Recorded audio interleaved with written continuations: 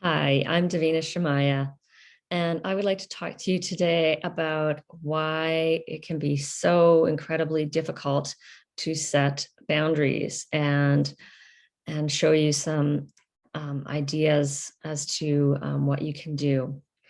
So, one of the number one reasons why it is so hard for us to set boundaries is because of our fear of abandonment. And I'm realizing this very much as I'm searching for jobs. But it can be in any situation, any relationship. Um, because of our narcissistic parents and because they didn't respect our boundaries, you can imagine what that's like as a child. Imagine yourself as a very small child, maybe 2, 3, 4 years old, or maybe even a little bit older. And imagine you're trying to speak up a need or say no to something because little kids have no problem saying no. But imagine your narcissistic parent is then shaming you or punishing you for trying to speak up for yourself. And it might even be just the simplest of things. It might be just like, no, mommy, I don't want to wear my purple gloves. I want to wear my red ones. Or maybe it's like, um, no, daddy, um, I don't want to eat that cold rice. I want warm rice or whatever it is. Um, Kids often know, what they want, how they like it, and when they're young, they start to show that will, that they start to show that independence and that they have their own personality and their own preferences, their own opinions. And narcissists do not like this at all. And so they will, you know, shame, blame, or in other ways punish the child for speaking up. And they might just completely, will probably just completely deny the children that need. So it might be like, don't be silly, just wear your red gloves, or, I'm not going to heat that rice up for you, or you're being unreasonable, or, all that stuff that they do, the gaslighting and the dismissing. And so, you as a child learned that speaking up your boundaries was wrong and was actually dangerous. And this can be a very, very primal kind of fear that comes about after as we learn this as children, because it becomes like what I wrote down this morning was, if I hold steadfast to my boundaries, I will be abandoned by my parents and I will die. This is literally the belief that gets ingrained into us after repeatedly being denied our own very valid needs. And of course, healthy parents set boundaries. They don't let children do just anything. But if a need is, within, a realm of being healthy and safe, and, then it's healthy for the parent to validate that need and try to meet that need. And so this very primal kind of fear gets, we have this belief, and then it becomes, this feeling of fear. Like, if I speak up, if I voice my needs, my parents are going to blame me, they're going to punish me, and this is going to lead to me being like, my parents withdrawing from me, abandoning me, kicking me out on the street, and I'm literally going to die. This is what we believe as little children. And so this fear is, we live with this fear on a day-to-day basis. And so we trade in that for, well, I guess I'm not going to hold steadfast to my boundaries, and instead I'm going to abandon myself. And so this is the impossible choice that we face. And so that's why we end up, abandoning ourselves, becoming an inauthentic self. And this deep, deep fear of abandonment is kind of born inside us.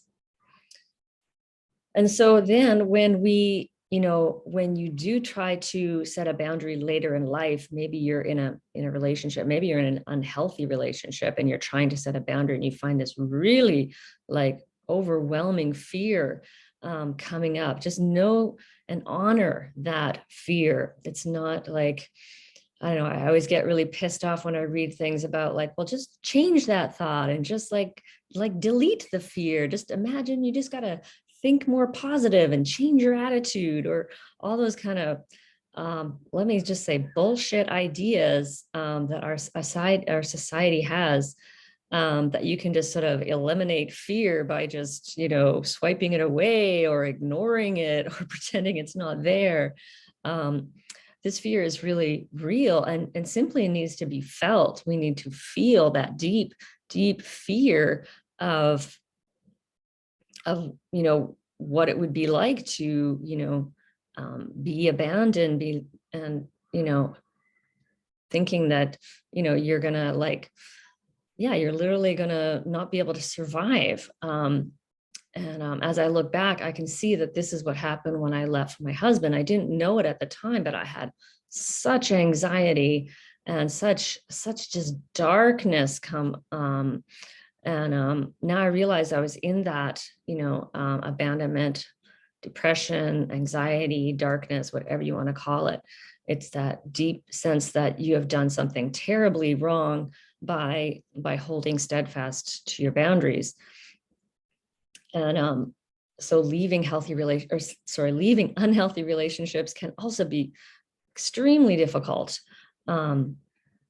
So that is the belief, that is the conditioned belief that we have. And if we kind of switch it around, it is important to look at your beliefs. It's not the solution, but it's also part of the healing, is to look at the belief, but also to feel the fear. So the belief, a more healthier belief would be, if I hold steadfast to my boundaries, I will lose relationships that weren't authentic anyway. And I may be alone for a while, but then I will find fulfilling connections and authentic connections. So that's the difference. It's instead of like, if I hold steadfast to my boundaries, I'm going to be abandoned and die. That was our belief from childhood, that really was a survival tactic. We have to see that these things are survival tactics. We needed to believe that in order to survive in our family. We needed to think that it was super dangerous to set a boundary, because it literally was, and we might have died if we had set those boundaries. So this belief kept us alive. So you really have to, what I'm coming to realize is that all these, these twisted things, all these conditionings, and beliefs, these were survival tactics. And so like, feel proud of that, like feel like you're a genius for coming up with that. So you survived narcissistic abuse and you got out of it. And if you're alive today, then that is something to be proud of, and that you are resilient and strong and brilliant. And so, yeah, this can come up in any situation. For example, I'm experiencing it also in this job hunt. So the false belief I'm realizing is that, again, if I hold steadfast to my boundaries, I will never get a job, I will become homeless, and I will die. This is how terrifying it is for me to hold steadfast in my boundaries. And I find myself constantly sort of wobbling and getting wishy-washy, because I'll think, no, I'm not going to work 5 days a week. I'm only going to work 4. But then I'll look and look and look, and I can't find a job. So then I'll start going, well, maybe I'll work 5 days a week. Or like, well, I don't want a long commute, but then, I look and I can't find a job, and I'm getting scared because I'm unemployed and I need to be employed and I need to be making money. And, so it gets super scary, to think like, and this goes back to my childhood abandonment. But again, if I just turn that around a little bit and I say, if I hold steadfast to my boundaries, I won't get jobs that aren't a fit anyway. And if I'm patient, I will find a job that is a good match. And that doesn't sound entirely true to me right now. It still doesn't sound entirely true to me. So, And that means I just need to continue to sit with this fear of abandonment, like to set these boundaries and then sit with this fear. And this is not an easy thing to do. I really believe that, healing is all about just really honoring these feelings that your inner child repressed for their own survival. And now that they're bubbling up again, to really honor these feels and to feel them, because they were real feelings. And this is a real fear that you felt as a child.